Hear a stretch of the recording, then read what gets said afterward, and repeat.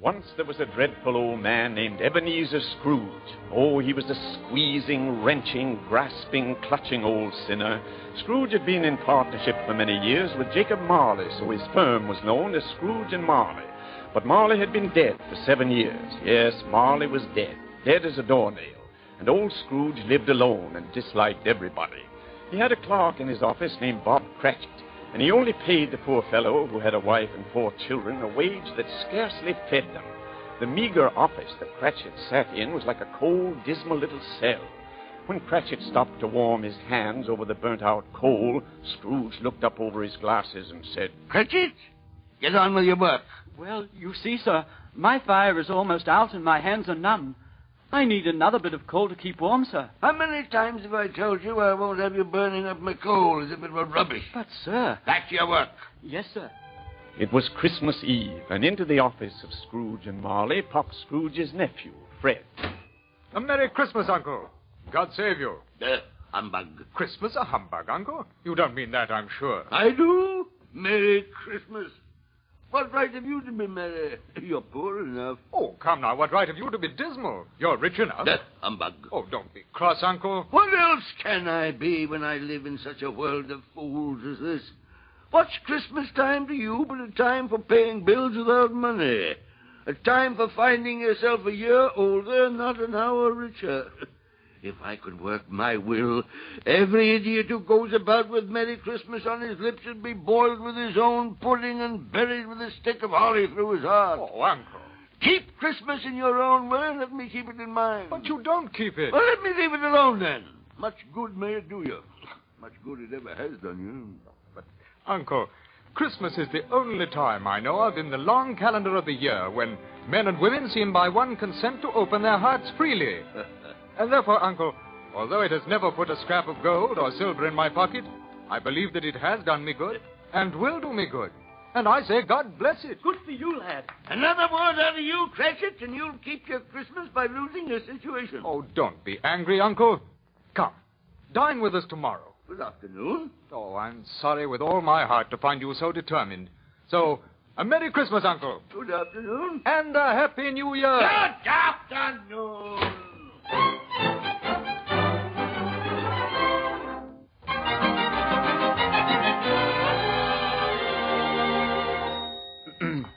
"Well, sir, it's... "It's what?" "It's shutting up time, sir." Yes.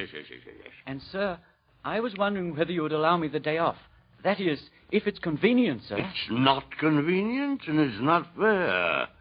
If I were to stop half a crown for it, you'd think yourself very ill-used, wouldn't you? And yet you don't think me ill-used when I pay a day's wages for no work." "But it's Christmas only once a year, sir." Christmas. Nothing but a poor excuse to pick a man's pocket every December the 25th. And you a clerk with 15 shillings a week and a wife and family talking about a Merry Christmas. Blech. "May I have tomorrow off, sir?"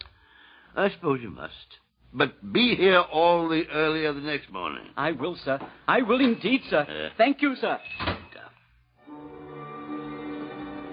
Late that evening, Scrooge left his dreary office and went home to his dismal chambers once occupied by his dear partner Marley. It was dark, and when he reached the house, he was amazed to notice that the knocker on the door was... I could have sworn that was Marley's face in the knocker. Ah, pooh, rubbish, nothing to it. So up the stairs he went as boldly as he could and entered his dark, gloomy rooms. Darkness was cheap, and so he liked it, the old miser. Inside his rooms, everything appeared as it should be. Nobody under the table.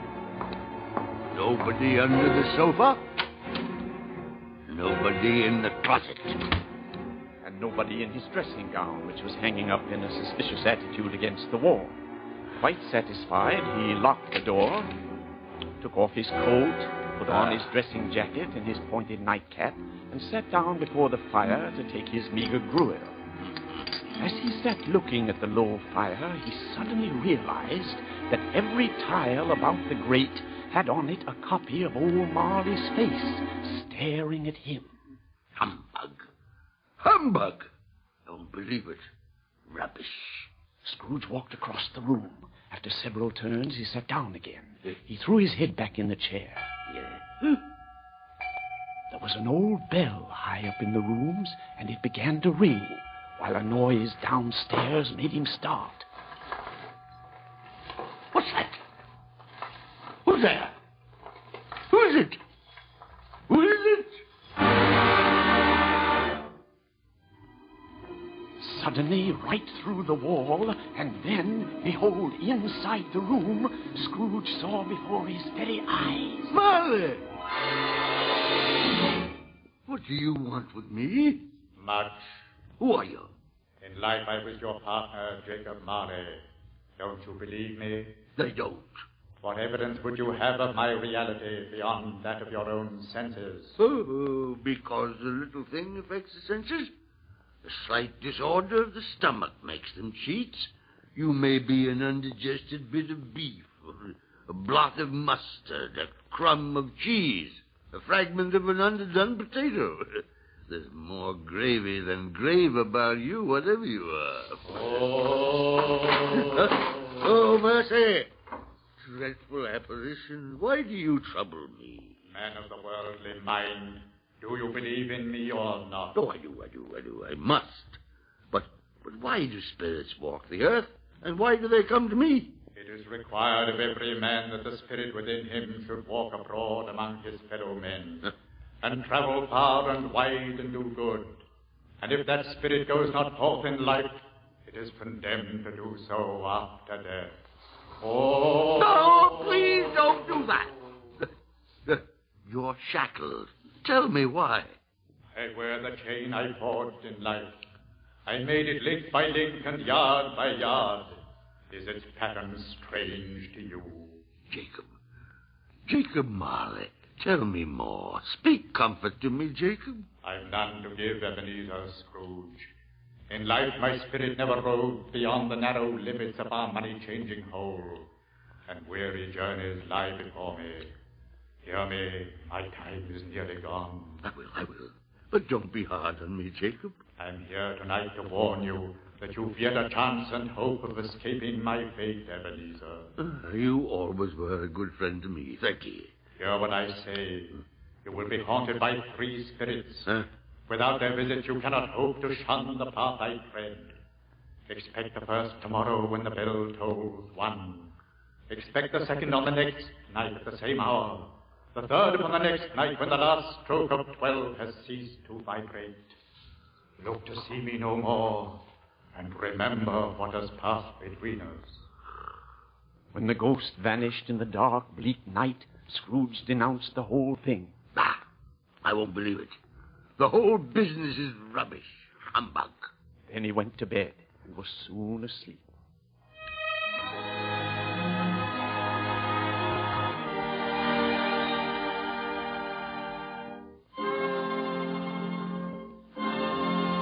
When Scrooge awoke, it was still dark. The chimes of a neighboring church had just struck 12. 12 o'clock. Why, it was past 2 when I went to bed. That clock's wrong. An icicle must have got into the works. 12. It isn't possible I could have slept through the whole day and far into another night. It isn't possible anything's happened to the sun. And it's 12 noon. He scrambled out of bed and groped his way to the window. All he could make out was that it was still very foggy and extremely cold. So back to bed he went and thought and thought and thought. He said he'd be here when the bell tolled 1. When the bell tolled 1. Humbug. 1 o'clock. The hour itself and nothing else. I knew it. Suddenly a light flashed up in the room, and the first of the promised spirit visitors stood before him. Are you the spirit whose coming was foretold me? I am. Who and what are you? I am the ghost of Christmas past. Long past? No, your past. Well, what brings you here? Your welfare. Oh, I'm much obliged for keeping an old man from his sleep. Your reclamation, then. Take heed. Rise and walk with me. But I'm mortal, and I'm liable to fall. There, but a touch of my hand. There. and you shall be upheld in more than this. As the words were spoken, they passed through the wall of the room. The city had vanished entirely. They stood upon an open country road with fields on either side. Do you know where you are? Good heavens. I was raised in this place. I was a boy here. Ah, you recollect the way. I could walk in blindfold. Strange you had forgotten it for so many years. Lead on, Spirit. I'll follow. Come. Do you see that schoolhouse? Do you remember? Yes. Of course you do. You see, the school is not quite deserted, even though it is Christmas Eve. A solitary child, neglected by his friends, is left there still. Do you know who that boy is? Of course I do. It's me. It's my own lost boyhood. My poor forgotten self as I used to be. Poor lonely boy. I wish... Wish what? Nothing. It's too late now. Too late for what? Nothing. Last night, a boy was singing a Christmas carol at my door. I should have liked to have given him something, that's all. Come, let us see another Christmas.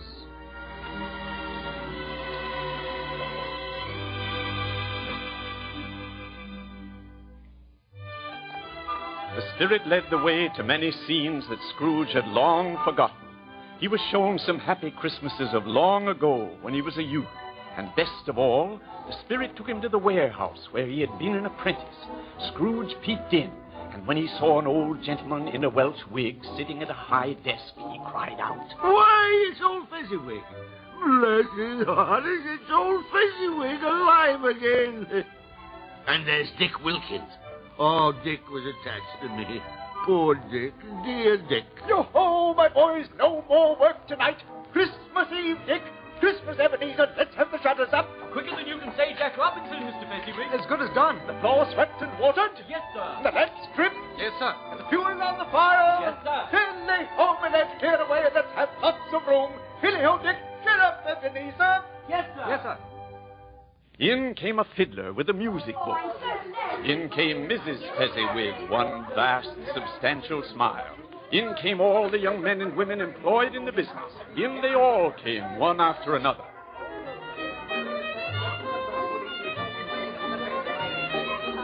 And so the jolly party went on until 11 o'clock, when they parted as happy could be. Merry Christmas!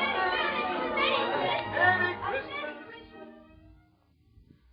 Wasn't Fezziwig a silly man? A silly man? Why, he was a wonderful man. A fine fella. What's the matter? Oh, nothing in particular. Something, I think. No. I'd like to be able to say a word to my clerk, Bob Cratchit, that's all. My time grows short. Quick, let's be off. Now the Spirit took him to another Christmas, when old Marley was lying at death's door. Oh, Spirit, show me no more. Conduct me home. Why do you delight in torturing me? One shadow more. No more. No, I don't want to see it. Show me no more. Spirit, remove me from this place. I told you these were shadows of the things that have been. That they are what they are. Do not blame me. Remove me. I can't bear it. Take me back and haunt me no longer. Take me back. There's no saying what else the Spirit of Christmas Past would have shown him had Scrooge not managed to get hold of the extinguisher which the Spirit had been carrying. By pressing this down, Scrooge put out the light of the Spirit like a snuffed candle. Then he reeled into bed and sank into a heavy sleep.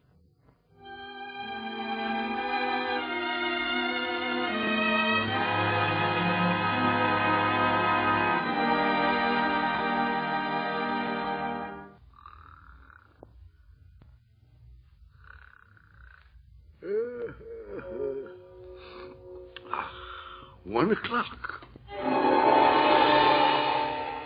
What's that? What's that ghostly light shining through the next room? I'll shut it out. Ebenezer Scrooge. Come in, and know me better, man. What do you want with me? And what have you done to my room here? This is my room. but it's undergone a strange transformation. This holly and mistletoe.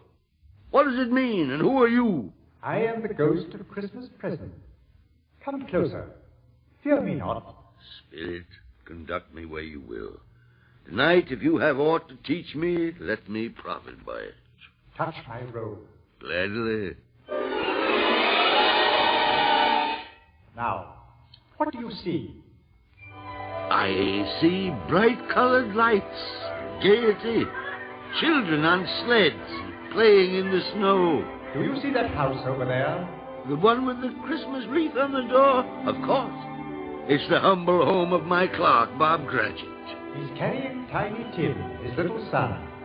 See the boy's little crutch and his helpless limbs. How tenderly his father holds him. Let's go closer. A Merry Christmas to us all, my dear. A Merry Christmas to us all. Merry Christmas. God bless us, everyone. That was Tiny Tim. See how close he sits to his father's side. And look, he's holding Tiny Tim's withered little hands in his. He fears of losing the lad. Tell me, Spirit, if Tiny Tim will live. I see a vacant seat in the poor chimney corner, and a crutch without an owner. If these shadows remain unaltered by the future, the child will die. Oh, no, kind Spirit. Say he'll live. Say he'll live. But the Spirit whirled him on to many homes and places, showing him misery and want as well as happiness. Then the Spirit vanished, and a new and different figure appeared. It came slowly and silently toward him. It was shrouded in a deep black garment, which left nothing of it visible save one outstretched hand. This was the third and last of his ghostly visitors. Scrooge braced himself and said, Yes, I know. You're the ghost of Christmas yet to come. I fear you more than any specter I've seen. But I know your purpose is to do me good. I'm prepared to bear you company. Lead on, spirits. Lead on.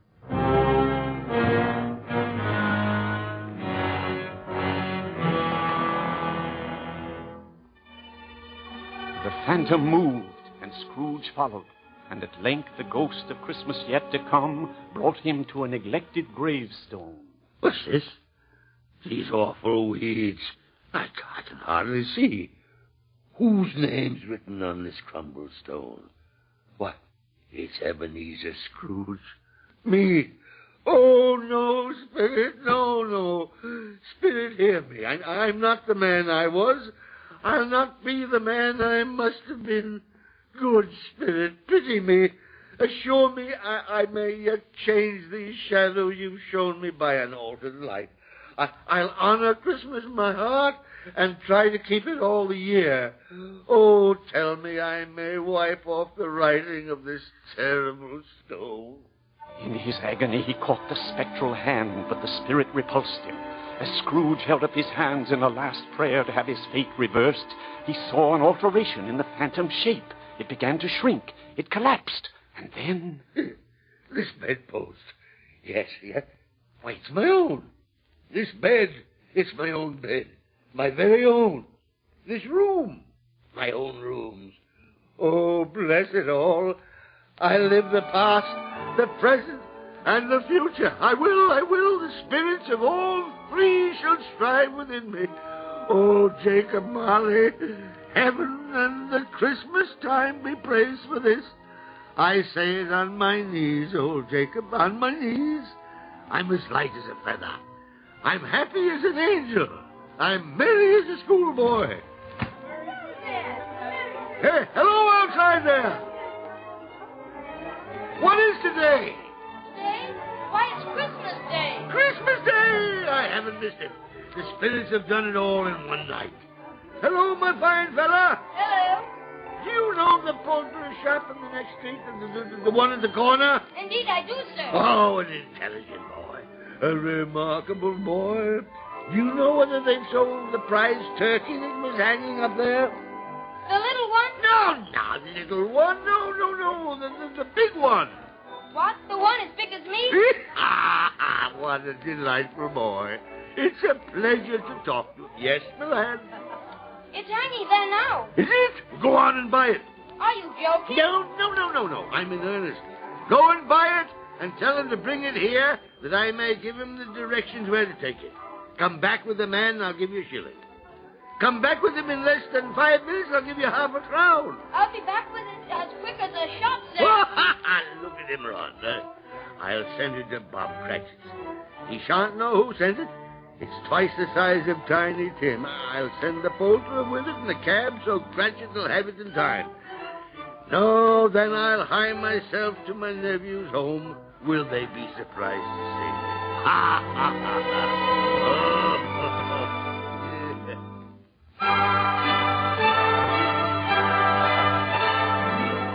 Dressed in his best, Scrooge at last got into the streets. People were pouring forth. Scrooge greeted everyone with a delightful smile and... Merry Christmas! Merry Christmas! Merry Christmas, Mr. Scrooge! Merry Christmas! Merry Christmas. Merry Christmas! Merry Christmas! He went to church and gave a large donation for the poor. He walked gaily about the streets. He never dreamed that any walk, that anything could give him so much happiness. In the afternoon, he arrived at his nephew's house.